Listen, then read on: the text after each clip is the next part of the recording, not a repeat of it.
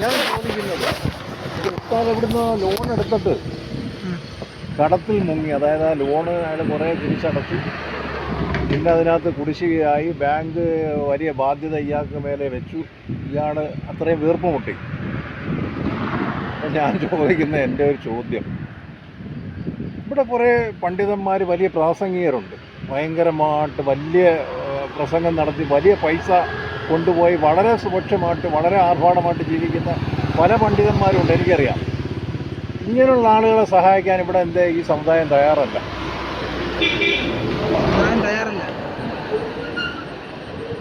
ഇത്തരം ഈ ഒരു ദറസിൽ നിൽക്കുന്ന ഒരു മഹിളയാർക്ക് കിട്ടുന്നതെന്ന് പറഞ്ഞാൽ തുച്ഛമായ പൈസയാണ്, 10-12 രൂപ. ഇനിയിപ്പോൾ 15 കിട്ടിയെന്ന് വെച്ചോ. ഇന്നത്തെ ഒരു അന്തരീക്ഷത്തിൽ ഒരു കുടുംബം കൊണ്ടുപോകാൻ ആ പൈസ കൊണ്ടൊന്നും ആവത്തില്ല. പക്ഷേ കുറച്ച് ആളിനെ കൂട്ടി, അത് ഈ കമ്മിറ്റിക്കാർ തന്നെയാണ് ചെയ്യുന്നത്. കുറേ സമുദായത്തിൽ ഒരു പ്രസംഗം വയ്ക്കുകയാണ്, അവർക്ക് എന്തെങ്കിലും ലക്ഷ്യം കാണും, അതിനൊരു പണ്ഡിതനെ വെച്ചൊരു പണ്ഡിതനെ അങ്ങോട്ട് വലിയ പ്രസംഗം നടത്തി നല്ലൊരു തുക പണ്ഡിതനെ കൊണ്ടുപോകുന്നു. അതായത് ഈ പ്രസംഗം കൊണ്ട് രക്ഷപ്പെട്ട ആളുകളെയൊക്കെ ഞാൻ പറഞ്ഞുതരാം. ഒന്ന് നൗഷാദ് വാക്കവി, ഒന്ന് കബീർ വാക്കവി. ഇപ്പോൾ ഈ പത്തനാപുരത്തൊരു പ്രാസംഗികനുണ്ട്, കൊല്ലം പത്തനാപുരത്ത്. അയാളാണിപ്പോൾ ഏറ്റവും മുൻപന്തിയിൽ നിൽക്കുന്നത്. അവരൊക്കെ വലിയ പൈസയാണ് കൊണ്ടുപോകുന്നത്. പിന്നെ ആ കുമ്മനം, അദ്ദേഹത്തിൻ്റെ പേര്, ഈ ഭീമപ്പള്ളി ഇരിക്കുന്ന അസുഖരി, ഈ സീസൺ സമയത്തൊക്കെ എന്ത് കാശാണ് ഇവരെ കൊണ്ടുപോകുന്നറിയാമോ? എന്തുകൊണ്ട് ഇത്തരം സാധുക്കളെ സഹായിക്കുന്നില്ല? അല്ല, അതിപ്പോ ഈ കബീർ വാക്കവരും നൗഷാദ് വാക്കവരും പറഞ്ഞു വരുന്നത് അവര് വേറെ ചില കാര്യങ്ങൾ നടക്കുന്നു. അല്ല, ഞാൻ പറയട്ടെ, അത് നമുക്കറിയില്ലല്ലോ ഇപ്പൊ അവര് സഹായിക്കുന്നുണ്ടോ ഇല്ലെന്ന്. അല്ല, ഞാൻ അത് അവരുടെ സഹായമൊക്കെ ഏത് തരത്തിലാണെന്നൊക്കെ നമുക്കറിയാം. കബീർ വാക്കവി ഇവിടെ ഒരു ഇത് നടത്തുന്നുണ്ട്, കോളേജ് നടത്തുന്നുണ്ട്, ഹംദാൻ ഫൗണ്ടേഷൻ. അതെ, കബീർ വാക്കവി നടത്തുന്നുണ്ട്. നൗഷാദ് വാക്കവി കുറേ സാധുക്കളായ ആളുകൾ, കുടുംബം ഉപേക്ഷിക്കപ്പെട്ട ആളുകളെ, കുറേ ആളുകളെ അങ്ങനെ നോക്കുന്നുണ്ട്. എങ്കിലും ഇവരുടെയൊക്കെ ജീവിതം സുഭിക്ഷമാണ്. യൂസുഫ് അലി അവർക്ക് അവിടെ കൊണ്ടുവന്നിട്ട് പുള്ളിയെ കൊണ്ടുവന്നൊരു ഇതൊക്കെ നടത്തി, അത് അതിൻ്റെ ഒരു തുടക്കം പോലെ യൂസുഫ് അലി ആയാലും ശരി, അല്ലാതെ മറ്റ് സംഘടനകൾ വഴിയായാലും ശരി, അവർക്കൊക്കെ സുഭിക്ഷ ജീവിതമാണ്. ഏതും അതിൻ്റെ പിന്നിൽ അവർക്ക് വലിയ നേട്ടങ്ങളുണ്ട്. കൈ നനയാതെ അവരുടെ ജീവിതം ഈ ദുനിയാവിൽ അവരുടെയൊക്കെ ജീവിതം വളരെ സുഭിക്ഷമാണ്. അവരൊന്നും ഈ ദുനിയാവിനെ, ശരിക്കും പറഞ്ഞാൽ ഈ ദുനിയാവിൻ്റെ കഷ്ടപ്പാട് എന്താണെന്നുള്ളത് ഇവരാരും അറിയുന്നില്ല. ഈ ദുനിയാവിൽ കഷ്ടപ്പെടുന്ന ഇതൊന്നും അള്ള പറഞ്ഞ ജീവിതമല്ല. ഈ ദുനിയാവിനെ അറിയാതാണ്, ദുനിയാവിൻ്റെ കഷ്ടപ്പാട് എന്താണ്, ത്യാഗം എന്താണ്, മനുഷ്യൻ്റെ ജീവിതം എന്താണ് അറിയാത്ത കുറേ പണ്ഡിതന്മാരെ ഇവിടെ താലോലിച്ച് അവരെ ശിരസിൽ വെച്ച് അങ്ങനെയൊന്നും പറയാൻ പറ്റത്തില്ല. പിന്നെ അങ്ങനെ ദുനിയാവിൻ്റെ കഷ്ടപ്പാട് അറിയാത്ത അങ്ങനെ നമുക്ക് പറയാൻ പറ്റത്തില്ല. അവരുടെ തുടക്കകാലത്ത് ഒരു പക്ഷേ ഇതിനേക്കാൾ പ്രയാസത്തിൽ ജീവിച്ചവരായിരിക്കും എന്നല്ലാണ്. കബീർ വാക്കവിയൊക്കെ എന്ന് പറഞ്ഞാൽ വളരെ ദരിദ്രനായി തുടക്കത്തിൽ അദ്ദേഹത്തിന്റെ അള്ളാഹ് കൊടുത്ത കഴിവുകൊണ്ട്, അദ്ദേഹത്തിന് കൊടുത്ത കഴിവുകൊണ്ട് അദ്ദേഹം ഉയർന്നു വന്നതാണ്. ഇവരെല്ലാവരും അത് തന്നെ പറഞ്ഞല്ലോ, നമ്മൾ ലോൺ എടുത്ത കാര്യം. ഇസ്ലാമിൽ ലോൺ എടുക്കുക ഹലാലാണോ? ഞാൻ ചോദിച്ചു, ഇസ്ലാമിൽ ലോൺ എടുക്കുക ഹലാലാണോ? ഈ പണ്ഡിത് അറിയുന്ന ഒരാളാണ്. അല്ല, ഞാൻ ചോദിക്കട്ടെ, ഇസ്ലാമിൽ ലോൺ എടുക്കുക ഹലാലാണോ? അല്ല, ഞാനൊന്ന് ചോദിക്കട്ടോ. അല്ല, ഞാൻ ചോദിക്കട്ടെ, ഇസ്ലാമിൽ ലോൺ എടുക്കുക ഹലാലല്ല. അല്ല, ഞാൻ ഒരു കാര്യം ചോദിക്കട്ടെ, ഈ ലോൺ എടുക്കുന്ന കാശ് ഏതെങ്കിലും കമ്മിറ്റിയിൽ എന്തെങ്കിലും ആവശ്യമായിട്ട് ഒരു പള്ളിക്ക് കൊടുത്താൽ അവര് കൈ നീട്ടിയാൽ മേടിച്ചോളൂ? അതൊന്നും കൊടുക്കാൻ പാടില്ലെന്നല്ലേ? അല്ല, കമ്മിറ്റിക്കാർ മേടിക്കുന്നത്, കമ്മിറ്റി അത് ഒരു വിശ്വാസം അനുസരിച്ചാണ്. നമുക്കിപ്പോൾ നമുക്ക് ഈ കാലത്ത് എല്ലാം ഒരുപക്ഷെ തിരക്കാൻ സാധിക്കില്ല. അപ്പോൾ വിശ്വാസയോഗ്യമായിട്ട് നമുക്ക് ബൈത്തുൽ മാലിലേക്ക് വരുന്ന സമ്പത്തിന്, അപ്പോൾ തരുന്ന ആളെ നോക്കിയിട്ട് അയാൾ എങ്ങനെയുള്ള ആണെന്ന് യോഗ്യനാണോ എന്ന് നോക്കിയിട്ടാണ് ഇപ്പോൾ ബൈത്തുൽ മാലിലേക്കൊക്കെ പൊതുസമ്പത്ത് എടുക്കുന്നത്. അതായത് ഒരാളുടെ ബാക്ക്ഗ്രൗണ്ട്, അയാൾ കൊണ്ടുവരുന്ന കാശ് എങ്ങനെയാണെന്ന് കറക്റ്റ് ചെയ്തതിനു ശേഷമാണ് മേടിക്കുന്നത് എന്നുള്ളത്, അല്ലയോ? ഞാൻ ചോദിക്കട്ടെ, അല്ല, എന്നിട്ട് ഈ ചിലപ്പോൾ അദ്ദേഹത്തിന്റെ ആത്മഹത്യയിലൊക്കെ പോകുന്നത് അതൊക്കെ ഇസ്ലാം പറഞ്ഞിട്ടുള്ള കാര്യങ്ങളല്ല. ഒരിക്കലും ഞാൻ പറഞ്ഞത് മനസ്സിലായില്ലേ? ഇസ്ലാം പറഞ്ഞിട്ടുള്ള കാര്യങ്ങളല്ല ആത്മഹത്യ എന്നത്. അദ്ദേഹത്തിന്റെ അദ്ദേഹം ചിലപ്പോൾ അദ്ദേഹത്തിന്റെ ഈ പള്ളി കമ്മിറ്റിക്കാർ മേടിക്കുന്നത് പലിശക്ക് എടുക്കുന്ന പൈസയും കൊണ്ട് കൊടുത്താൽ അവർ മേടിച്ചോളൂ. പലിശക്ക് എടുക്കുന്ന പൈസ ആയാലും ശരി, ഏത് രീതിയിൽ ചൂഷണം ചെയ്ത കാശായാലും ശരി, പള്ളിയുടെ നിലനിൽപ്പിന് അല്ലെങ്കിൽ പള്ളിയുടെ അത് നിലനിന്ന് പോകാൻ വേണ്ടിയിട്ട് പിന്നെ അതിൻ്റെ എല്ലാ മേഖലയിലും ആ ടെറസിൽ നിൽക്കുന്ന ആളെ കൊടുക്കാൻ, മര്യാദക്കന്മാർക്ക് കൊടുക്കാനായാലും ശരി, പള്ളിക്ക് കറണ്ട് ബില്ല് അടയ്ക്കാനായാലും ശരി, പള്ളിക്ക് കര കൊടുക്കാനായാലും ശരി, പള്ളിയിൽ കത്തിപാട്ട് നിൽക്കുന്ന ഇമാമിന് കൊടുക്കാനായാലും ശരി, പള്ളിയുടെ എല്ലാ സർവ്വവിധ കാര്യത്തിനും ഒരു പലിശയ്ക്ക് എടുക്കുന്നവൻ്റെ അല്ലെ ഒരു പലിശക്കാരൻ്റെ കാശ് കൊണ്ടു ചെന്നാൽ വേണ്ടെന്ന് പറയുമോ? അതാണ് ഞാൻ പറഞ്ഞത്. ഇപ്പം ഞാൻ മുമ്പൊരിക്കൽ ഓച്ചിറ എന്ന സ്ഥാപനത്തിൽ പഠിച്ചിട്ടുണ്ട്. ഓച്ചിറ അവിടെ ഏതെങ്കിലും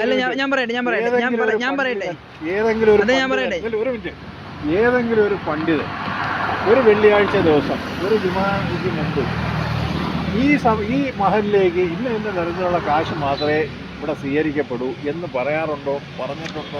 നമ്മൾ പള്ളിയിലാണ് കൊടുക്കുന്നത്. പള്ളിയിൽ കൊടുക്കുമ്പം അവിടെ പൊതുജനങ്ങൾക്ക് അറിയാമല്ലോ അവിടെ എങ്ങനെയുള്ള കാശാണ് കൊടുക്കേണ്ടതെന്ന്. മനസ്സിലായില്ലേ? അല്ല ഞാൻ പറയാനുള്ളത് ഒരു മിനിറ്റ്. എനിക്കൊരു മാസവരി, ഞാനിവിടെ ഉള്ള ആളല്ല, കൊല്ലത്തുള്ളതാണ്. എൻ്റെ ജമാഅത്തിൽ റമദാനിൽ അവിടെ ഒരു പിരിവുണ്ട്. പള്ളിക്ക് നമ്മളൊരു പിന്നെ ഇത് കൊടുക്കണം. അത് റമദാനിലേ ഉള്ളൂ. പിന്നെ അല്ലാതെ വെള്ളിയാഴ്ച ദിവസമൊക്കെ ചിലപ്പം പിരിവുണ്ടാവാം. പക്ഷേ റമദാനിൽ അത് ഹക്കാണത്. ഒരു നേരത്തേക്ക് 1000 രൂപയുള്ളതായിരുന്നു, ഇപ്പോൾ 1200 250 ഒക്കെ ആയി. ഞാൻ കൊടുക്കുന്ന പൈസ ഞാൻ ഏത് രീതിയിലായാലും ശരി ഞാനവിടെ കൊടുത്തെങ്കിലേ ഉള്ളൂ. ഇല്ലെങ്കിൽ അവിടെ ഞാൻ കുടിശ്ശികയാണ്. കാലക്രമേണ എന്നെ അവിടെ നിന്ന് പുറന്തള്ളുകയാണ്. ഞാൻ ആ പൈസ കൃത്യമായിട്ട് ആ വരി എനിക്ക് ആ മാസത്തിൽ വർഷത്തിൽ ഉള്ള ആ റമദാനിലുള്ള വരി അത് കൃത്യമായിട്ട് ഞാൻ ആ പൈസ അവിടെ അടച്ചില്ലെന്നുണ്ടെങ്കിൽ അവിടെ ഞാൻ പാവപ്പെട്ടവനെന്നോ അല്ലെങ്കിൽ പിന്നെ എനിക്ക് കൊടുക്കാനുള്ള ഇതില്ലാത്തൊരാളാണെന്നുള്ള പരിഗണന അവിടെ വരുന്നുണ്ട്. അവിടെ പള്ളിയുടെ കമ്മിറ്റിയിലെന്ന് പറഞ്ഞാൽ അതിലെത്ര ആളുകൾ ആ മഹലിൽ ഉണ്ടോ അവരുടെ ഇത്രയും പൈസ കറക്റ്റായിട്ട് അവിടെ റെക്കോർഡാണ് കൊടുത്തെങ്കിലേ ഉള്ളൂ. പക്ഷേ ഈ കാശ് കൊടുക്കുന്നവൻ ഏത് രീതിയിലാണ് ഈ പൈസ ഉണ്ടാക്കുന്നതെന്നുള്ളത്, കാരണം കാശ് കൊടുത്തെങ്കിലേ നിവൃത്തിയുള്ളൂ. കാശ് കൊടുക്കാതിരുന്ന മയ്യത്ത് പോലും ചിലപ്പോൾ അടക്കാൻ ഇവിടെ പെർമിഷൻ ഉണ്ടാവും. മയ്യത്തിനെ മറവ് ചെയ്യാൻ പോലും അവിടെ പെർമിഷൻ ഉണ്ടാവില്ല, അനുവാദം കിട്ടത്തില്ല. പിന്നെ അത് ചെയ്യും. ആ ഗ്രൂപ്പിലുള്ള നമുക്ക് വേണ്ടപ്പെട്ട എല്ലാവരും ഒക്കെ എടുത്തു കൂട്ടി ചിലപ്പോൾ ഒരു പക്ഷേ അത് നല്ല മനസ്സോടൊന്നും ആയിരിക്കരുത്. ഇപ്പം ഞാൻ മരിച്ചാൽ എൻ്റെ മയ്യത്തുമായിട്ട് ബന്ധപ്പെട്ട ആളുകൾ എല്ലാവരും ഒന്നും നല്ല മൈൻഡോടായിരിക്കത്തില്ല. അത് ഓരോ വ്യക്തിയുടെ കാര്യം അങ്ങനെ തന്നെയാണ്. ആ മയ്യത്തിനെ മറവ് ചെയ്യാൻ ആ മരിച്ച ആളിന് അതിനുള്ള പിന്നെ കരുതലില്ലെന്നുണ്ടെങ്കിൽ, ആ മരിച്ച അയാൾ ജീവിച്ചിരുന്നപ്പോൾ അയാളുടെ മയ്യത്തിന് മറവ് ചെയ്യാൻ വേണ്ടിയിട്ടുള്ള പൈസ അയാൾ കരുതി വെച്ചിട്ടില്ലെന്നുണ്ടെങ്കിൽ ഇന്ന് സ്വാഭാവികമായിട്ട് നടക്കുന്നത് ബന്ധുക്കൾ എടുത്തു കൂട്ടി അതിനെ ക്ലിയർ ചെയ്യുകയാണ് ചെയ്യുന്നത്. പക്ഷേ അത് എന്നതുപോലെ ഈ പള്ളിക്ക് ഈ നിശ്ചയിക്കപ്പെട്ട പൈസ നമ്മൾ കൃത്യമായിട്ട് കൊടുത്തെങ്കിലേ ഉള്ളൂ. അപ്പോൾ ആ പൈസ അത് ഏത് വഴിക്കാണ് വരുന്നതെന്നുള്ള കാര്യം ഏതെങ്കിലും കമ്മിറ്റിക്കാരോ അല്ലെങ്കിൽ ആ പള്ളിയിൽ നിൽക്കുന്ന ഇമാമോ പറയാൻ ഇവിടെ സാഹചര്യമുണ്ടോ? പറയുന്നുണ്ടല്ലോ. എവിടെ പറയുന്നുണ്ടല്ലോ? എങ്ങനെ പറയുന്നുണ്ടല്ലോ? ഓരോ വിഷയത്തെ ആസ്പദമാക്കി ഓരോ സംസാരങ്ങളുണ്ടാവല്ലോ. ആ സംസാരം കൃത്യമായി എല്ലാം പറയുന്നുണ്ട്. അല്ല, ഈ ഇപ്പം പറഞ്ഞ് ലോണ് എടുക്കുന്നത് അത് ഇസ്ലാമിൽ നിഷിദ്ധമാണ്. ലോൺ എന്ന് വെച്ചാൽ പലിശ. ഓക്കെ, ഞാനത് ചോദിക്കട്ടെ. ഇവിടെ ജീവിതത്തിൻ്റെ രണ്ടറ്റം കൂട്ടി നിൽക്കാൻ ഇവിടെ പെടാപ്പാട് പെടുന്ന ഒരുപാട് സാധുക്കളുണ്ട്. ഒരു വീട് വയ്ക്കാനായാലും ശരി, മക്കളെ വിദ്യാഭ്യാസം നിലനിർത്തി കൊണ്ടുപോകാനായാലും ശരി, പെൺമക്കളെ കെട്ടിക്കാനായാലും ശരി, ഏത് തരത്തിൽ നോക്കിയാലും ശരി ഒരു കുടുംബം കൊണ്ടുപോകാൻ ഒരുപാട് പേര് കിടന്ന് ഇവിടെ അങ്ങേയറ്റം ശ്വാസം ഇരിക്കുന്ന ആളുകളുണ്ട്. അവർ തീരെ നിലനിൽപ്പില്ലാതെ ഈ മഹലിലോട്ട് ഓടിച്ചെന്നാൽ കൊടുക്കുമോ ഒരു വീട് വയ്ക്കാനുള്ള പൈസ? അല്ലെങ്കിൽ അവർക്ക് വന്നിട്ടുള്ള ഏതെങ്കിലും തരത്തിലുള്ള സാമ്പത്തിക സഹായം ഈ ലോൺ പല മഹലുകളും കൊടുക്കുന്നുണ്ട്. പലരും കൊടുക്കുന്നു. മൊയ്ലിയാർ മരിക്കേണ്ട കാര്യം എന്ന് വെച്ചാൽ അത് ഞാൻ പറഞ്ഞില്ലേ, അത് അവരുടെ ജീവിതം അനുസരിച്ചായിരിക്കും. ചിലപ്പോൾ അദ്ദേഹത്തിന് ഉള്ള സാമ്പത്തിക സ്ഥിതിയേക്കാൾ അയാൾ ആഗ്രഹിച്ചിട്ട് അത്യാഗ്രഹം കാണിച്ച് ചിലപ്പോൾ എടുത്തതായിരിക്കാം. എനിക്ക് ഈ വിഷയം അറിയില്ല, നിങ്ങൾ പറഞ്ഞപ്പോൾ മാത്രമാണ് ഞാൻ ഇത് അറിയുന്നത് തന്നെ ആദ്യം. ശരി, അതൊക്കെ അയാളുടെ സാഹചര്യം നോക്കണം എങ്ങനെയാണെന്ന്, എന്നിട്ട് നമുക്ക് സംസാരിക്കാൻ പറ്റുള്ളൂ. മനസ്സിലായില്ലേ? അയാൾ പലരോടും സഹായം തേടിയെന്ന് പറയുന്നു. ഇതിപ്പം സോഷ്യൽ മീഡിയ ഇപ്പം പറയുന്നതായിരിക്കുമല്ലോ അല്ലേ, നമുക്കിപ്പോൾ നേരിട്ട് അറിയാത്തൊരു കാര്യമല്ലേ. ചിലപ്പോൾ അദ്ദേഹത്തിൻ്റെ അത്യാഗ്രഹം കാണിച്ചപ്പോൾ എടുത്തതായിരിക്കാം, അല്ലെങ്കിൽ തന്നെ ഉള്ളതുകൊണ്ട് ചിലപ്പോൾ അദ്ദേഹം തൃപ്തിപ്പെട്ടില്ലായിരിക്കാം, പല കാരണങ്ങളുണ്ടാവാം. ഒരു കാരണമില്ല മക്കളെ. നിന്റെ കയ്യിൽ 100 രൂപയുണ്ടോ? നിന്റെ കയ്യിൽ 100 രൂപയുണ്ടോ? നിന്റെ കൂടെ ആളുണ്ട്. ഇവിടെ ഈ ദുനിയാവ് പോകുന്ന പോക്കതാണ്. അതത്രേ ഉള്ളൂ. പക്ഷെ ഉള്ളതനുസരിച്ച് നമ്മൾ എന്ത് ചെയ്യാ, തൃപ്തിപ്പെട്ട് ജീവിക്കാം. ഉള്ളതനുസരിച്ച് ജീവിക്കണമെന്നുള്ളതാണ്, അത് വേറൊരു ഭാഗം. പക്ഷേ ഞാൻ മനസ്സിലാക്കിയിടത്തോളം, ഞാനിവിടെ മനസ്സിലാക്കിയിടത്തോളം 100 രൂപ നിന്റെ കയ്യിലോ എൻ്റെ കയ്യിലോ ഉണ്ടെങ്കിൽ, ഞാൻ ഇന്നാൾ നോക്കുമ്പോൾ കാണാം യൂസുഫ് അലിയെ ഒരു പാട്ട് ടീമും മാപ്പിളപ്പാട്ടിൻ്റെ ഒരു ടീമും വിളിച്ചു ചേർത്ത് കൂടെ നടന്ന്, കണ്ണൂരാണ്, യൂസുഫ് അലിയെ വിളിച്ച് അവരെ ആ പാട്ടിനൊപ്പം നിർത്തി അവർ പാടിക്കുന്നുണ്ട്. യൂസുഫ് അലിക്ക് പാടാൻ അറിയില്ല, ഒക്കുന്ന രീതിയിൽ പാടുന്നുണ്ട്. ഏതെങ്കിലും ഒരു സാധാരണക്കാരനെ അവർ വിളിച്ചാൽ ഈ പാട്ട് ഗ്രൂപ്പ് പാടിക്കുമോ? ഇല്ല. അവിടെ യൂസുഫ് അലിയെ വിളിച്ച് ചേർന്ന് നിർത്തി എന്താണെന്നറിയോ? യൂസുഫ് അലിയുടെ പൈസ ഉണ്ട്. അപ്പോൾ ഈ ദുനിയാവിൻ്റെ പോക്കെന്ന് പറയുന്നത് പൈസയിലാണ് ഇന്ന് ഈ ദുനിയാവ് പോകുന്നത്. ഈ ദുനിയാവിൻ്റെ പോക്ക് ഏത് രീതിയിൽ വെച്ച് നോക്കിയാലും ശരി, പൈസ ഇല്ലാത്തവൻ്റെ കാര്യം ഇവിടെ ആരും. നമ്മൾ ആർക്ക് വേണ്ടി ജീവിക്കുന്നത്? ഇവിടെ ജീവിക്കുന്നത്? ചോദ്യം എനിക്ക് മനസ്സിലായി. അല്ല, ഞാൻ ചോദിക്കാം, മാമ പറഞ്ഞ എല്ലാം ഞാൻ കേട്ടു. നമ്മൾ ഈ ദുനിയാവിൽ ആർക്ക് വേണ്ടി ജീവിക്കുന്നത്? എൻ്റെ ചോദ്യം എനിക്ക് മനസ്സിലായി, അതിന് ഉത്തരം എൻ്റെ കയ്യിലുണ്ട്. പറയും. നീ ചോദിച്ചാൽ നമ്മൾ ആർക്ക് വേണ്ടി? അള്ളാഹ്ക്ക് വേണ്ടി. അല്ലേ, ഒരു മിനിറ്റ് പറയട്ടെ. ഞാൻ അള്ളാഹ്ക്ക് വേണ്ടിയല്ലേ? അപ്പോൾ നമ്മൾ എങ്ങനെ ജീവിക്കേണ്ടത്? എങ്ങനെ ജീവിക്കേണ്ടത് ഇപ്പൊ ഈ ലോക ദുനിയാവ് ഇപ്പം പൈസ ഉള്ള പിറകെയാണ് പോകുന്നതെങ്കിൽ, ഇത്രയും പറഞ്ഞ് ഞാൻ കേട്ടു, ഞാൻ ക്ഷമയോടെ കേട്ടു. ഞാൻ പറയുന്നത് കുറച്ച് അല്പം ക്ഷമയോടെ കേൾക്കണം. ഇപ്പൊ നമ്മൾ പറഞ്ഞു, ഇപ്പൊ ദുനിയാവ് എന്ന് പറയുന്നത് പൈസ ഉള്ളവരുടെ കൂടെ നമ്മൾ പോകണം, പൈസ ഉള്ളവരുടെ കൂടെ ദുനിയാവുള്ളൂ. ഓക്കെ, ഞാൻ സമ്മതിച്ചു. അപ്പൊ ഞാൻ കണ്ടേ ഈ ദുനിയാവ് ഇപ്പം ദിശ തെറ്റി എഴുതുന്ന വെച്ചാൽ ഒരു എന്താ പറയുക, ഒരു ജാഹലിയ ഒരു കാലഘട്ടത്തിൽ, അല്ലെങ്കിൽ ഒരു തിന്മയുടെ കൂടെയാണ് ഈ ദുനിയാവ് പോകണമെങ്കിൽ ആ തിന്മയുടെ കൂടെയാണ്. അതല്ല, ഇപ്പൊ ദുനിയാവ് പോണത് ഒരു തിന്മയുടെ വഴിയിലാണ്, ആ തിന്മയുടെ വഴിയിലാണോ എല്ലാവരും സഞ്ചരിക്കേണ്ടത്? ഞാൻ ചോദിക്കട്ടെ, എല്ലാവരും സഞ്ചരിക്കേണ്ടത് ആ തിന്മയുടെ വഴിയിലാണോ? നീ എൻ്റെ ചോദ്യം നിന്റെ പറച്ചിൽ രണ്ട് ലൈൻ അല്ലല്ല, ഞാൻ ഒരുമിച്ച് ചേർത്ത് തരാം. ദുനിയാവ് തിന്മയുടെ വഴിയിലാണോ, അല്ലെങ്കിൽ ഒരു തിന്മയുടെ വഴിയിലാണ് സഞ്ചരിക്കുന്നത്, ആ തിന്മയുടെ വഴിയിലാണോ നമ്മൾ സഞ്ചരിക്കേണ്ടത് എല്ലാവരും? അങ്ങനെയാണെങ്കിലേ അങ്ങനെ അല്ല. അങ്ങനെ ആണെങ്കിലല്ല, അങ്ങനെ അല്ല. അപ്പൊ നമ്മളെന്ത് ചെയ്യാ? പ്രവാചകൻ വന്നത് അജ്ഞതയിൽ ആണ്ട് ജീവിക്കുന്ന ഒരു സമൂഹത്തിലാണ് വരുന്നത്. ആ സമൂഹത്തെ എങ്ങനെ നേർവഴിയിലാക്കാമെന്ന് പ്രവാചകൻ സല്ലല്ലാഹു അലൈഹി വസല്ലം എന്ത് ചെയ്തു? ഒരുപാട് വർഷം കൊണ്ട് ഓരോ ഘട്ടമായി ഓരോരുത്തരും നേർവഴിയിലേക്ക് എടുത്തതാണ്. മനസ്സിലല്ലേ? അങ്ങനെയാണ് ഇപ്പോൾ ഞാൻ നിങ്ങളുൾപ്പെടെ എല്ലാവരും മുസ്ലിമായി ജീവിക്കുന്നതിന് ഒരു പക്ഷേ പ്രവാചകൻ ഇപ്പോൾ അല്ലെങ്കിൽ പ്രവാചകൻ വന്നു, അത് പ്രവാചകൻ എന്താ ചെയ്യുക? അവരുടെ ഇഷ്ടത്തിനനുസരിച്ച് ജീവിക്കേണ്ട വിട്ടിരുന്നുവെങ്കിൽ നമ്മളിപ്പം നമ്മളെ ഇഷ്ടത്തിന് ഏതെങ്കിലും ഒരു കോലത്തിൽ നമ്മൾ ജീവിച്ചാൽ, മനസ്സിലായില്ലേ? അങ്ങനെ നമ്മൾ നേർവഴിക്ക് നമ്മളെ ഉത്തരവാദിത്തം, പണ്ഡിതന്മാരുടെ ഉത്തരവാദിത്തം എന്താ? നേർവഴിയിൽ ആൾക്കാരെ നടത്തിക്കുക, ശരിയല്ലേ? അതല്ല, ഈ അറിവിനെ പഠിച്ചവര് എൻ്റെ അഭിപ്രായത്തിൽ പലരും ഇന്ന് അവര് ആ പഠിച്ച അറിവ് വെച്ച് അവർ പൈസ ഉണ്ടാക്കുകയാണ്. അങ്ങനെ ഒരുപാട് പേര് എൻ്റെ അറിവിൽ ഉണ്ട്. പൈസ ഉണ്ടാക്കാൻ ഓരോരുത്തർ കൊടുത്ത് അള്ളാഹ് കൊടുത്ത ഒരു അനുഗ്രഹമല്ലേ? അതുകൊണ്ട് അവരുടെ കഴിവുകൾ അവർ വികസിപ്പിച്ചെടുത്തു. ആ ഒരു ഇതുകൊണ്ട് അവർക്ക് രക്ഷപ്പെട്ട് ജീവിക്കുന്നു. അവർക്ക് കിട്ടുന്ന സമ്പാദ്യം കൊണ്ട് അവര് ഏതൊക്കെ വഴി ചിലവർക്ക് നമുക്ക് എങ്ങനെയാ പറയാൻ സാധിക്കും? ഒരു പണ്ഡിതന്റെ ഇത് ഞാൻ കേട്ടിട്ടുണ്ട് പ്രസംഗം. 3 വിഭാഗം സ്ത്രീകൾ അവരെ വിശ്വസിക്കരുതെന്ന്. 3 വിഭാഗത്തിൽപ്പെട്ട സ്ത്രീകളെ. ഇത് പറയാൻ അയാൾക്ക് എന്ത് യോഗ്യത? 3 വിഭാഗത്തിൽപ്പെട്ട സ്ത്രീകളെ അവരെ പിൻപറ്റരുതെന്ന് ഈ ദുനിയാവില്. ഇത് പറയാൻ ഈ പണ്ഡിതൻ എന്ത് യോഗ്യത? ഈ 3 വിഭാഗം സ്ത്രീകളെ ഈ ദുനിയാവിൽ ആരാ പടച്ചത്? ഏത് അല്ല 3 വിഭാഗം സ്ത്രീകൾ ഏതൊക്കെ വിഭാഗം എന്ന് പറയട്ടെ. നിന്നെ കുറ്റം പറയാൻ എനിക്കെന്ത് യോഗ്യത? നിന്നെ കുറ്റം പറയാൻ എനിക്കെന്ത് യോഗ്യത? നിനക്ക് കുറവും കൂടുതലും തന്നത് റബ്ബാണ്. അതിൽ പെടുന്നതാണ് ഈ 3 സ്ത്രീകൾ. 3 സ്ത്രീകളായാലും പുരുഷനായാലും 3 വിഭാഗം സ്ത്രീകൾ. 3 സ്ത്രീകൾ പേരെടുത്ത് അദ്ദേഹം പറഞ്ഞില്ല. 3 വിഭാഗം സ്ത്രീകൾ. അല്ല, ഈ 3 വിഭാഗം സ്ത്രീകളെ ആര് പടച്ചു ദുനിയാവില്? പറയേ 3 വിഭാഗം സ്ത്രീകളെ ഈ ദുനിയാവിൽ ആരാ പടച്ചത്?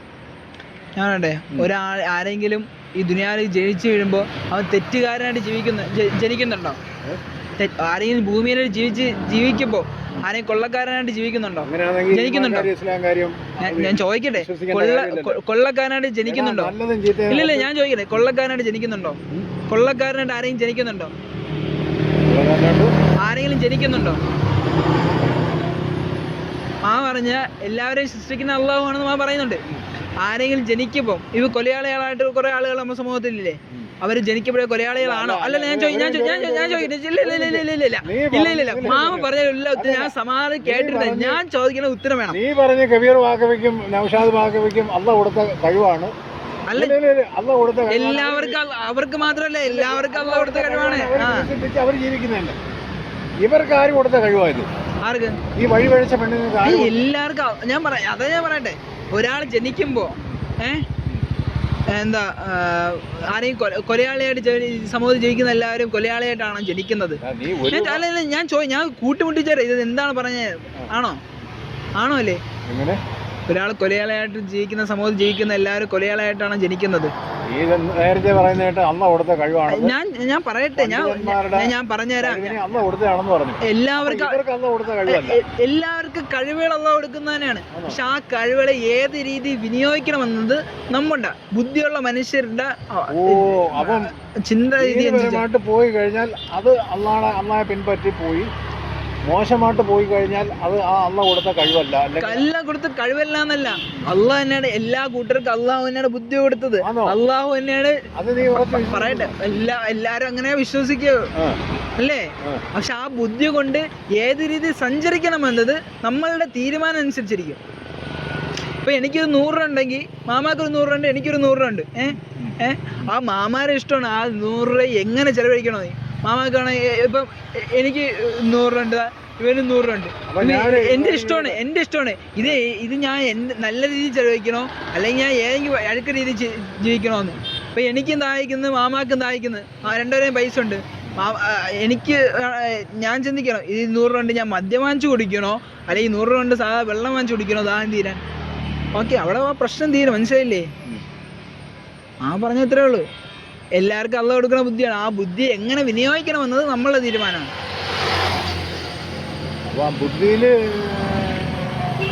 പങ്കില്ല.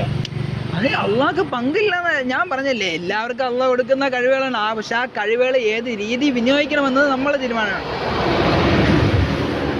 മനസ്സിലാവുന്നുണ്ടോ? അത്രേ ഉള്ളൂ. അപ്പോൾ പറഞ്ഞില്ലേ ഒരു ആലിമ ആത്മഹത്യ എന്ന് പറഞ്ഞു. അപ്പോൾ ആ ആലിമ പഠിച്ചിട്ടുണ്ടല്ലോ, അവിടെയല്ലേ ആ പണ്ഡിതനെന്ന് പേര് വന്നത്.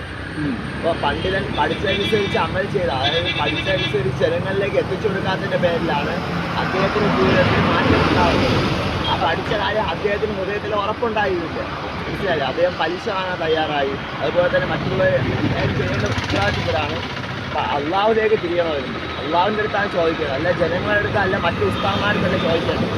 അള്ളാഹിൻ്റെ അടുത്ത് ചോദിച്ച് അതിന് സഹായം വാങ്ങിച്ച് അള്ളാഹുലേക്ക് തിരിയാത്തതിൻ്റെ പേരിൽ അള്ളാഹുലേക്ക് തിരിയാത്തതിൻ്റെ പേരിൽ അദ്ദേഹം തിരഞ്ഞെടുത്ത വഴിയായിരുന്നത് ആത്മഹത്യ ചെയ്യുന്നത്. മനസ്സിലായിട്ട്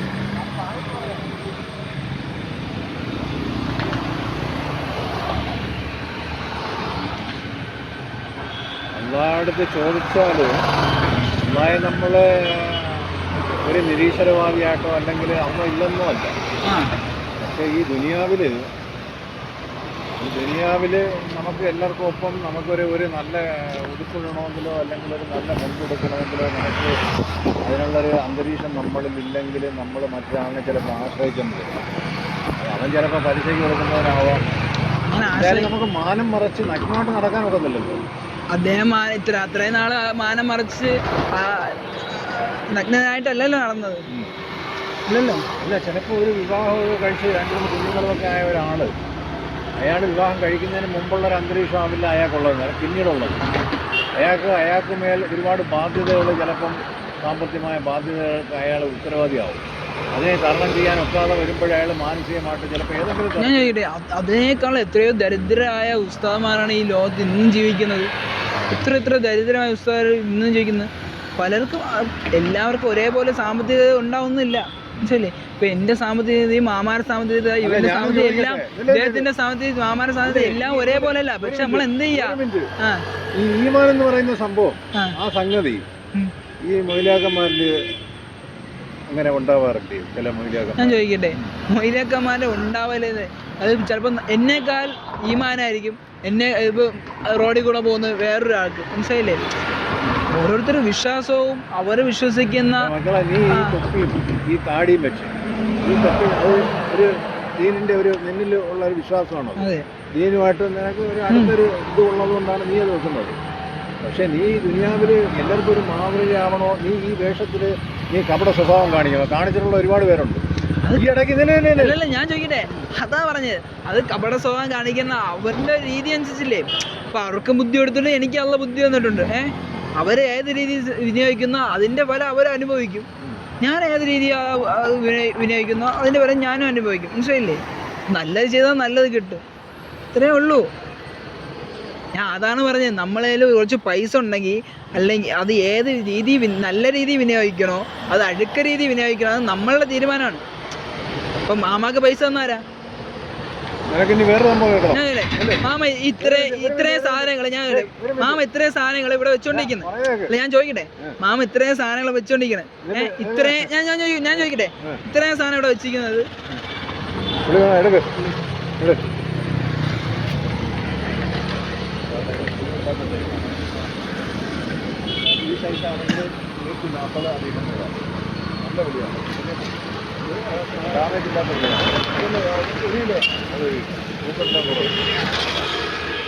മതിയോ?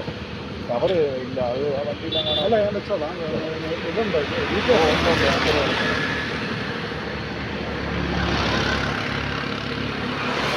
നാടൻ പുളിയൊന്നും എന്താ അറിയില്ല. നാടൻ പുളി, നല്ല പുളിയാണ്.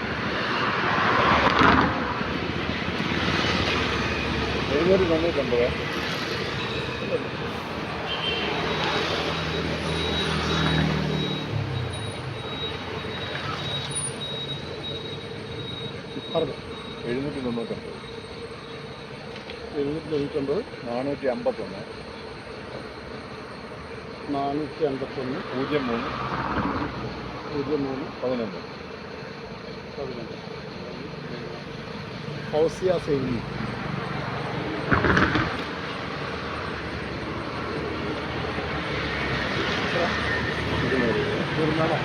അല്ലാതെ 230 ഞാൻ വിൽക്കേണ്ടത് 30 രൂപ കുറച്ച് പുളി ഉള്ള നല്ല പുളിയാണ്.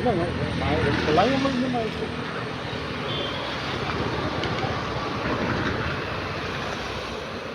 അത് തന്നെ 60 രൂപ കുറഞ്ഞ പുളി വേറെ ഉണ്ട്, 140 രൂപ. അത് നല്ല പുളിയാണ്.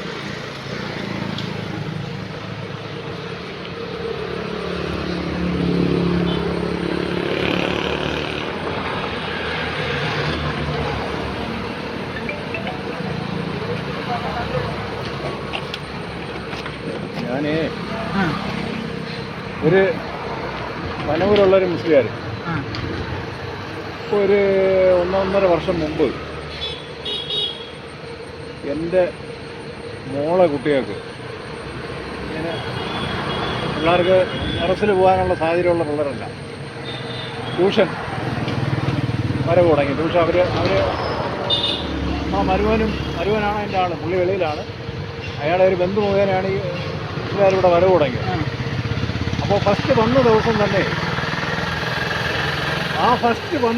തന്നെ എൻ്റെ ചെറുകുട്ടിയെ വിളിച്ചിരുത്തി ഇങ്ങനെ അക്ഷരങ്ങൾ പറഞ്ഞു കൊടുക്കുന്നതായ ഒരു അന്തരീക്ഷത്തിൽ എൻ്റെ ഭാര്യ, ഞാനിത് മാറി നിന്ന് കേൾക്കുവാണ്, ഭാര്യയായിട്ട് സംസാരിക്കുകയാണ്. ഭാര്യ അടുത്ത് പറഞ്ഞ് പലപ്പോഴും ഞാൻ വിലക്കിയിട്ടുണ്ട്. ഇങ്ങനെ മറ്റുള്ളവരുമായിട്ട് സംസാരിക്കുന്ന രീതികളൊക്കെ നമ്മൾ പറഞ്ഞിട്ടുണ്ട്. അവർ ഇച്ചിരി ബുദ്ധിക്കുറവാണ്, ശരിക്കും പറഞ്ഞാൽ അവർ ഇച്ചിരി ബുദ്ധിക്കുറവാണ്. അപ്പോൾ ഇത് മനസ്സിലാക്കിക്കൊണ്ട് ഈ ഉസ്താദും വൈഫും കൂടി ഇങ്ങനെ എൻ്റെ വൈഫും കൂടെ സംസാരിക്കുന്ന ഞാൻ മനസ്സിലാക്കിക്കൊണ്ട് പിന്നീട് ഒരു വേളയിൽ വന്നപ്പോൾ ഈ വഴിയിൽ വെച്ച് ഞാൻ പറഞ്ഞ് ഉസ്താദ് ഇനി വരുമ്പോൾ എൻ്റെ ഭാര്യ എന്ന് പറയുന്നത് ഇച്ചിരി ബുദ്ധിക്കുറവാണ്, ഒരുപാട് സംസാരിക്കരുത്. ഞാൻ പറയുന്നത് കേൾക്കുന്നു, മനസ്സിലാവുന്നേ? പറഞ്ഞോ. ഇത് പറഞ്ഞതിന് ശേഷം ഞാനൊരു ദിവസം എൻ്റെ വൈഫായിട്ട് ഈ സ്കൂട്ടറിൽ ഇങ്ങനെ പോകുമ്പം കാണാൻ ഒരു ഫോൺ കോൾ വരും. അപ്പം പെണ്ണുമ്പിള്ള പെട്ടെന്ന് ഈ ഫോൺ എടുത്തപ്പോൾ ഉസ്താദ് എൻ്റെ വൈഫിനെ വിളിക്കുകയാണ്. എന്തിനാ വിളിക്കാൻ അറിയാമോ? ഈ കുട്ടിയെ പഠിപ്പിക്കാൻ വരുന്ന ടൈം പറയാൻ വേണ്ടിയിട്ട്. കുട്ടിയെ പഠിപ്പിക്കാൻ വരുന്ന ഞായറും ശനിയും 2 ദിവസമാണ് വരുന്നത് ആഴ്ചയിൽ. ഈ വരുന്ന ടൈം പറയാൻ വേണ്ടിയിട്ട് എൻ്റെ വൈഫിനെ വിളിക്കുകയാണ്. അപ്പം ഞാൻ ഉസ്താദിൻ്റെ അടുത്ത് പിന്നെന്ത് വേണം പറ, നീ എന്ന് പറഞ്ഞു. അല്ല, നിങ്ങൾ പറഞ്ഞു വരുന്നത് പൂർത്തിയാക്കി, ഞാൻ ബാക്കി അതിനുള്ള ഞാൻ പറഞ്ഞുതരാം. ഞാൻ ഉസ്താദിൻ്റെ അടുത്ത് തുടക്കത്തിലേ ഞാൻ പറഞ്ഞു, ഉസ്താദിനെ അവിടെ വെച്ചത് എൻ്റെ വൈഫല്ല, ഞാനുമല്ല, എൻ്റെ മരുമോനാണ്. മരുമോൻ വഴി മരുമോൻ്റെ ഒരു പരിചയക്കാരനായിട്ടാണ് ഇവിടെ വരവ് തുടങ്ങിയത്.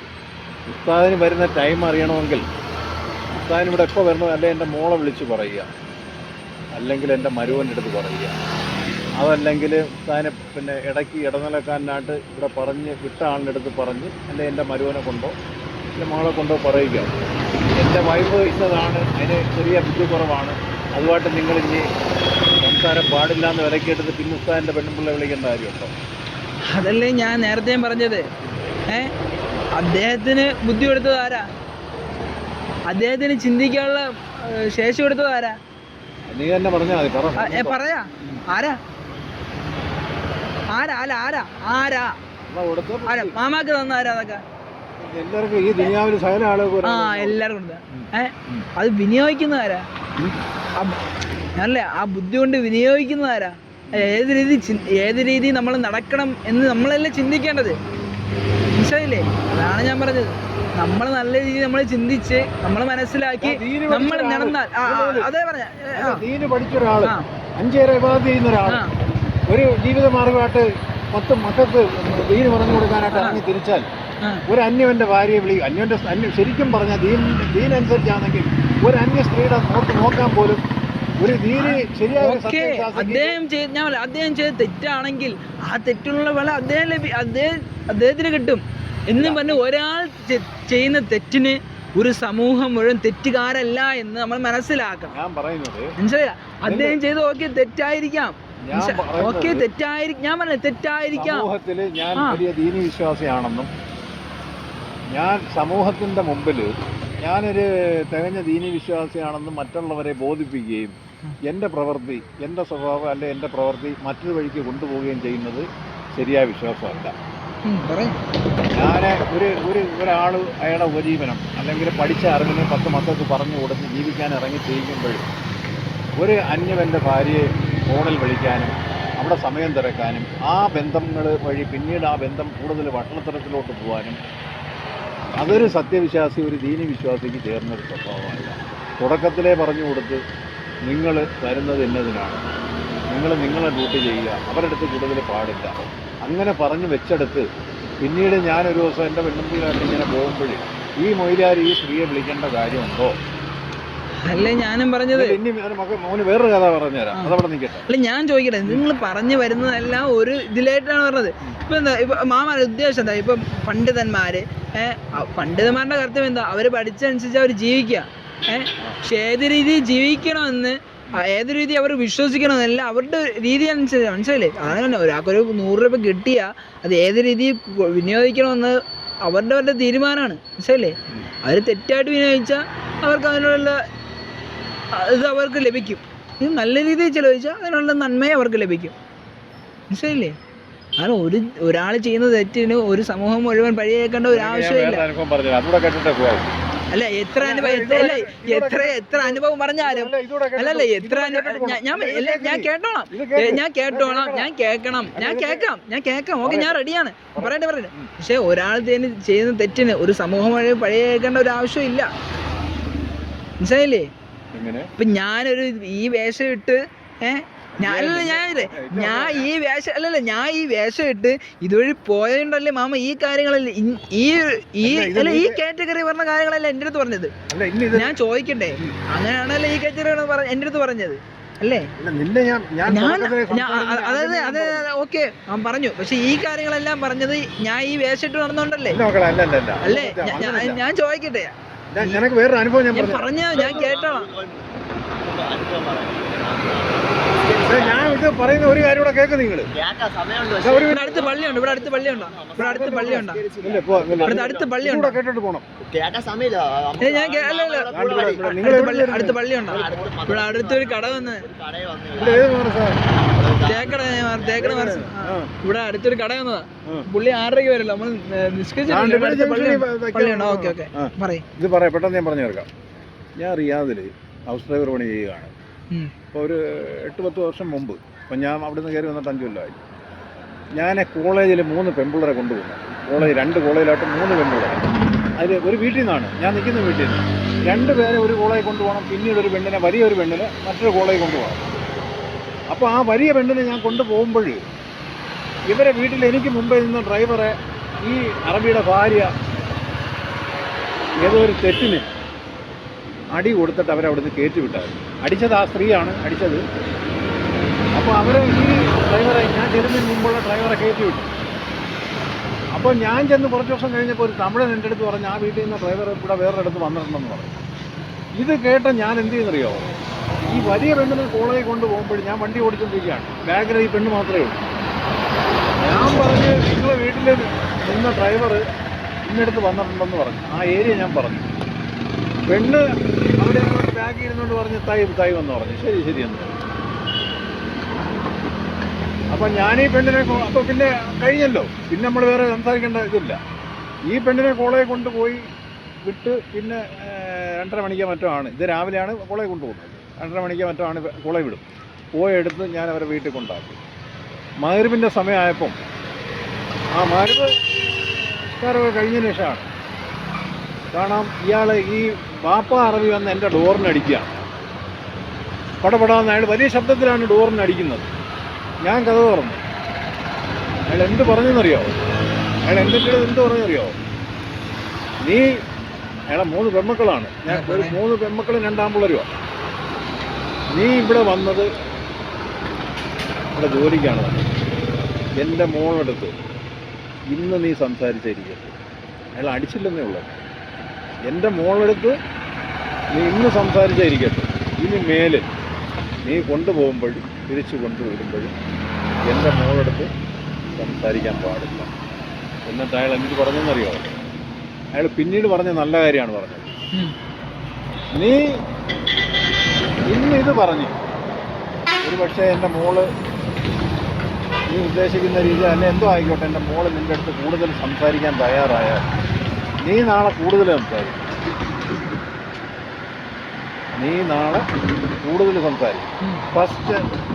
ഫസ്റ്റ് ടൈം നീ പറഞ്ഞതിനൊപ്പം എൻ്റെ മോള് കൂടുതൽ ഒരു വിശദീകരണം പറഞ്ഞിരുന്നാൽ നീ നാളെ കൂടുതൽ സംസാരിക്കും. അപ്പോൾ നിനക്ക് മനസ്സിലായി എൻ്റെ മോളെ കൂടെ കൂടുതൽ സംസാരിക്കാൻ പറ്റുമെന്നുള്ളത്. അപ്പോൾ ആ സംസാരം കൂടുതൽ വലുതായി പോകും. അതുകൊണ്ട് ഇതാ ഇന്ന് പറഞ്ഞിരിക്കട്ടെ. അയാൾ ആദ്യത്തെ ആ ഒരു ശോഭം കാണുമായിരുന്നു. ഡോറിന് പടപടാകട്ടെന്ന് അടിച്ചിട്ട് ഞാൻ ഡോറ് തുറന്നപ്പോൾ നീ എൻ്റെ മോളെടുത്ത് എന്തിനു സംസാരിക്കും? അപ്പം ഇവിടെ നിർത്തിക്കോ. അപ്പം പോയിക്കോ. എൻ്റെ സംസാരത്തിൽ നിങ്ങൾക്ക് 2 പേർക്കും എന്തെങ്കിലും മോശമായിട്ട് നമ്മൾ മനസ്സിലാക്കണം. ഒരാൾ ചെയ്യുന്ന തെറ്റിന് സമൂഹം മുഴുവൻ പരിഹരിക്കേണ്ട ആവശ്യമില്ല. ഒന്ന് ഇപ്പോൾ മാമ പറഞ്ഞത് ഒരു ഉസ്താദ് ചെയ്ത തെറ്റുകൾ മാത്രമാണ് ഇതുവരെ പറഞ്ഞിട്ടുള്ളത്. എത്രയും ഉസ്താദന്മാർ നല്ല നല്ല കാര്യങ്ങൾ ചെയ്യുന്നുണ്ട്. അത് മാമ ഇതുവരെ പറയാൻ മനസ്സ് വന്നില്ല എന്നുള്ളത്. അത് അല്ലല്ല, ഞാൻ പറയട്ടെ അത് മനസ്സ് വന്നില്ല, അതുവരെ പറഞ്ഞിട്ടില്ല. അതേ പറഞ്ഞ പൈസ കൊടുക്കാൻ ഇവിടെ ആളുണ്ട്. ഈ സാധുക്കള് ഈ ദറസിലൊക്കെ നിൽക്കുന്ന ആളൊക്കെ തുച്ഛമായ പൈസയാണ്. അവരെ ഒരു രീതിയിലും അവരെ സഹായിക്കാൻ പലപ്പോഴും പലരും നമ്മൾ അള്ളാഹുൽ ബരമേൽക്കുക. അള്ളാഹ് കൊണ്ടുവരും ഓരോ വഴികൾ, മനസ്സിലായില്ലേ? നമ്മൾ വിശ്വസിക്കുന്ന വിശ്വാസമാണ് നമ്മളെ നമുക്കുള്ള മാർഗങ്ങൾ എത്തിക്കുന്നത്, അല്ലേ? മാമ ഇപ്പൊ ഇത്രയും പുളി വെച്ചോണ്ട് ഇവിടെ ഇരിക്കുന്നില്ലേ? ഇത്രയും വിറ്റ് പോകുന്നുള്ള ഇതിലല്ലല്ലോ. ഇത്രയും വിറ്റ് പോകുന്നുള്ള ഇതിലല്ലേ ഇത്രയും കൊണ്ടുവന്നത്. ആവശ്യമുള്ളത് കൊണ്ടുപോകും, അത് അത്രേ ഉള്ളൂ, മനസ്സിലായില്ലേ? ഇപ്പൊ തന്നെ ഒരാൾ ഇവിടെ വന്ന് പുളി മേടിച്ചു, അയാൾക്ക് പടക്കം കൊടുത്ത ഒരു തീരുമാനമാണ് അയാളുടെ മനസ്സിൽ. അദ്ദേഹം വിശ്വസിക്കുന്ന വിശ്വാസം അദ്ദേഹം ഓക്കെ റബ്ബിന്റെ ഒരു തീരുമാനമാണ്. അയാൾ വന്ന വരവിന് അയാൾ ബൈക്ക് അവിടെ വെച്ചിട്ട് അത് പടക്കൻ്റെ ഒരു തീരുമാനമാണ്. അയാൾ നടന്ന് ഇവിടെ വന്ന് എൻ്റെ ഒരു കിലോ പുളി മേടിച്ചോണ്ട് വരും, പറയുന്നത് മനസ്സിലാക്കുക. അത് റബ്ബിന്റെ തീരുമാനമാണ്. അപ്പം അതുകൊണ്ട് എന്റെ സംസാരത്തിലെങ്കിലും ഇല്ല അത് ഞാൻ പറഞ്ഞില്ലേ, എല്ലാ അള്ളാന്റെ തീരുമാനങ്ങളാണ്, മനസ്സിലായില്ലേ? അല്ല, എന്റെ ഈ സംസാരത്തില് ഈ ചെറിയ മോനാണ്. നിനക്ക് ഭാവിയിൽ നിനക്ക് ചിന്തിക്കാൻ പറ്റുന്ന ഒരുപാട് നല്ല കാര്യങ്ങൾ എൻ്റെ ഈ സംസാരത്തിൽ നിനക്ക് ചിന്തിച്ചെടുക്കാൻ പറ്റും. നിനക്ക് ചിന്താശേഷി ഉണ്ടെന്നുണ്ടെങ്കിൽ എൻ്റെ ഈ സംസാരത്തിൽ നിനക്ക് നല്ലതായ എൻ്റെ ഹെമ്മത്തന്തി നിനക്ക് നല്ലതായ കുറേ വശങ്ങൾ ഞാൻ ഈ ഇടയ്ക്ക് ഒരാളിന് കമൻറ്റ് ഇട്ടു ഇടാൻ കാരണം അയാൾ തന്നെ കൊണ്ടുവച്ചു.